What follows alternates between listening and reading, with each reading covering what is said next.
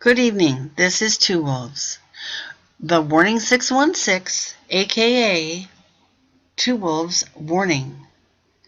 And this is 5 January 2014. The story is called Gambling in the Crucible of Death. Now, it's not about going to casinos. It is, however, about the setting in which the casino village of Wendover, with its very dark history, which is at the core of everything that the angels of death are now inflicting upon us, it all ties together. So let's begin. Thank you for coming tonight. Let's pretend that you live in Salt Lake and you have got to get out of there because you're living under the inversion. I-80 west, traveling west, Salt Lake to Wendover, Nevada. Behind you see the Wasatch Range, beautiful in summer, not so much now. This is probably late winter, early spring, because they are enshrouded as they are now in what is euphemistically called inversion. It's not inversion, it's a toxic mix of deadly fumes, mostly generated not even so much by vehicles, but by all sorts of plants and other institutions. And I just did a story about that about 3 days ago. So we won't go stick there. We're going to escape from Salt Lake. We're going to go to Wendover. We want to feel better. Let's travel through a toxic crucible of death. I-80 West. Now, if you follow, this is from aaroads.com. There's a lot here. I'll put all the links below at the end of the story. I-80 descending from the Cedar Mountains toward the Great Salt Lake Desert, traveling west toward Nevada. Okay, let's come to Google Earth and get a better perspective. Oh, let me just say first, this is called a highway of death by many people. Not only does it travel through a crucible of death, but there's been all sorts of many deaths along the way. That's why there are drowsy driving signs. Because so many people have died partly through impaired driving, and I think there's ghosts on this highway, going all the way back to pioneer days. There's certainly toxicity and horrible energy of all kinds being left there by man. The road does end in Wendover, but first the one clean thing it passes through is the beautiful Bonneville Salt Flats. It's the only clean thing about this poor beleaguered region. Okay, and then we'll end in Wendover. Let's go have a look at Google Earth. Google Earth. Starting in Salt Lake City. Oh, I want to breathe. The first place one passes through is Skull Valley, home of the horrifically embattled little Goshoot tribe, First Nations band of the Goshoot people, who actually originally had claim to all of Salt Lake City. And I'm just going to throw out here right now, by the way, the LDS Tabernacle and lots of parts of Temple Square are built on a Goshoot graveyard. I'll do that story one day. Anyway, here's Skull Valley. You've heard about that because of the government's manifold attempts for many years to inundate the Goshoot people with nuclear waste. This is from NIRS.org, Nuclear Information and Resource Service. This particular story actually dates from 2001. I really hope you'll come here and read about this story on the website, Environmental Racism, Tribal Sovereignty, and Nuclear Waste. The waste of lives. It's not only about the ongoing effort of the Goshoot people and other First Nations leaders to prevent the government and what's called Energy Solutions, a big company in Salt Lake, headed mostly by LDS officials, mind you. Just throwing that out there, just saying. Anyway, come and read the story. This is tribal dump opponent Margene Bull Creek in 2001 on the reserve.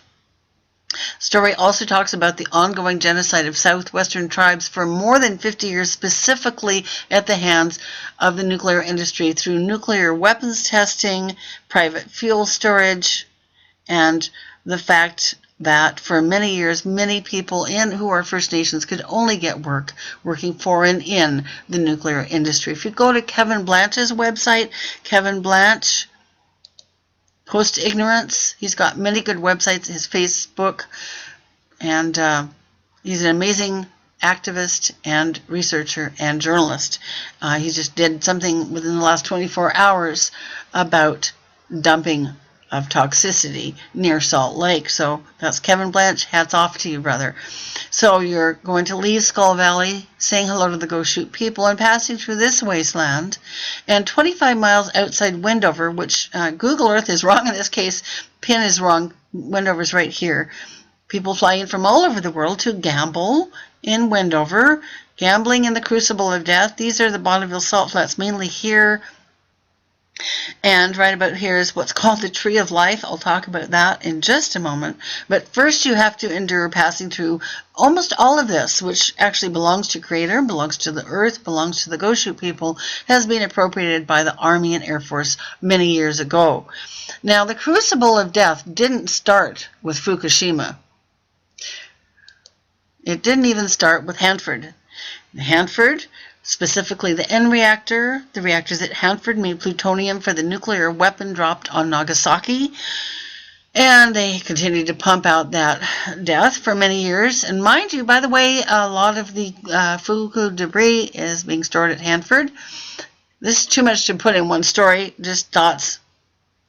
So I left my home on the coast to escape nuclear toxicity, only to land in Utah's Crucible of Death, didn't I? We can't escape it. We are all related. This is the N reactor at Hanford. Has a lot to do with this particular story. You'll see that in just a moment. Getting back to Google Earth, eventually we do land at Wendover.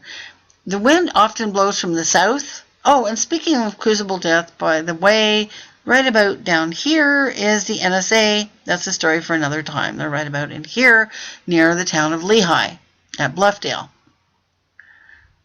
All right. So, it's a good moment to talk about the Tree of Utah, or the Tree of Life, as some call it. www.utah.com. Oh, hang on. Wait a minute. I want to go back. You're asking me, what is Dugway Proving Ground? Well, we saw where it is. http www.dugway.army.mil.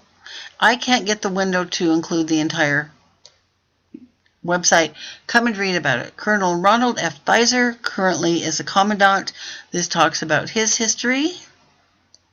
And here's the mission of Dugway Proving Ground. As the nation's major range and test facility base for chemical, biological, radiological, nuclear, and explosives, Dugway Proving Ground facilitates testing, evaluation, and training for our nation's elite forces and first responders through our capable workforce, high desert venues, and facilities. So this is a fascinating website. If you live in Utah or upwind, downwind, that changes from day to day, what downwind is. I do recommend coming to this particular website, www.dugway.army.mil. Your life might depend upon what you find on that website. Let's now talk about life for a moment as we explore Utah's Crucible of Death. They are gambling with our lives in the Crucible of Death. Metaphor, the Tree of Utah. An abstract artistic sculpture called Metaphor, the Tree of Utah, stands on the edge of I-80 on the barren Bonneville Salt Flats west of Salt Lake City. Swedish artist Carl Moman created the 87-foot high tree in the mid-80s. He financed the project himself to bring bold color and beauty to the stark, flat, salty landscape. It's a really interesting article. It's also called The Tree of Life. The location here is interesting, it says, and this is true, because the harsh environment here hindered many travelers in pioneer times. I was talking to you earlier about ghosts and karma. Many members of the ill-fated Donner Party were tragically delayed in this bleak area before their awful demise in the Sierra Nevada mountains. Actually, it was the delay in this area which led to their demise. During World War II, the crew of the Enola Gay practiced bombing runs over the Great Salt Lake Desert before proceeding to Hiroshima to, quote, end the war, unquote. After completing his work, Moman returned to Sweden, donating the sculpture to the state of Utah. He donated beauty, he donated cause for thought, he also donated some statements. You can go on and read more about this story. Among other things, he put fallen dead leaves at the base of the tree. He was making some statements and bringing some awareness attempting to bring awareness to the people of Utah. What is Wendover? Well, some people call it Utah's ghost town. It's at the heart of the Crucible of Death, isn't it? These pictures are from Bing, and this is from ghosttowns.com. It is a ghost town. This is the old army base at the airport. Most of those buildings are still there. Here's downtown Wendover. Oh, doggone. Let's go back. Oh, there we go. I'll come back to that because I'm running low on time, and I wanted to show you actually here a little bit about the army base. But Wendover is a casino village based. Let me see. There. I want to go here first.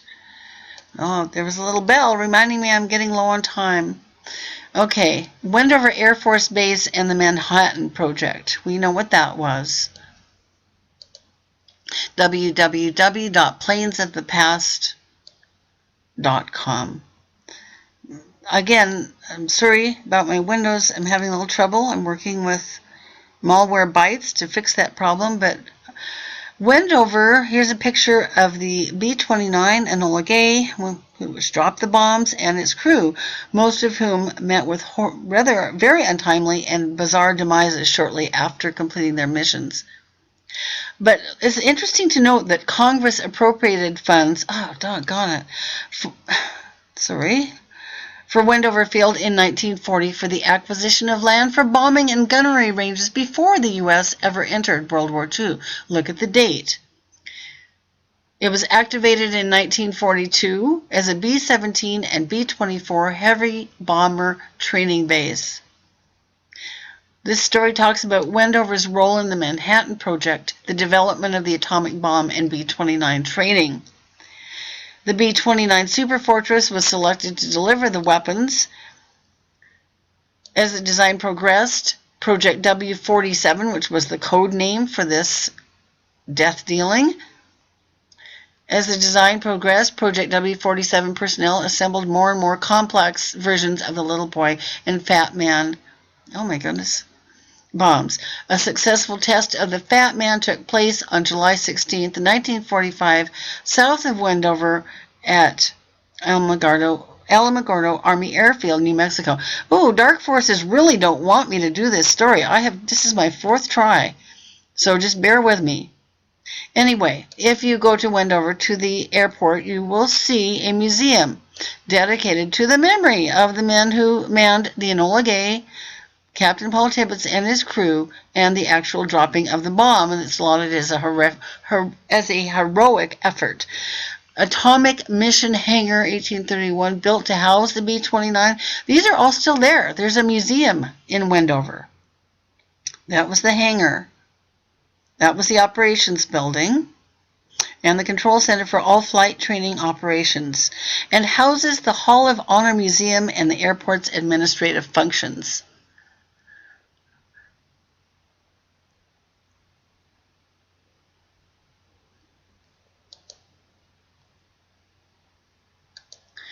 I want you to see this website, and I'm running out of time, but it's www.newyorktimes.com. This was written 3/11/2012, 1 year after Fuku. It's called by New York Times. It's called Pastorals of the Atomic Age, and it talks about Mark Klett's book, The Half-Life of History. This is another photo of the hangar that held the Enola Gay. This is all about this story talks about the tension between official forgetting and the populist urge to remember. But if you go to Wendover, to the airport, you'll be surrounded by ghosts. Okay. I'm going to try to show you one more picture. I think I'm running out of time. But if you go to Wendover, you will actually see a picture of the place where they practiced dropping the atomic bomb. It still stands. Let's see if I can go there. If you'll bear with me for just a second. Here we go.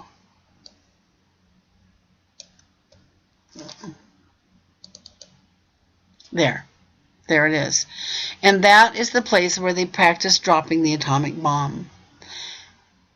Still standing, the tower. They practiced dropping the bombs that were dropped on Hiroshima and Nagasaki. And that was the nexus of the cradle of death. The Crucible of Death in Utah, a legacy which still endures, and may endure for a very long time.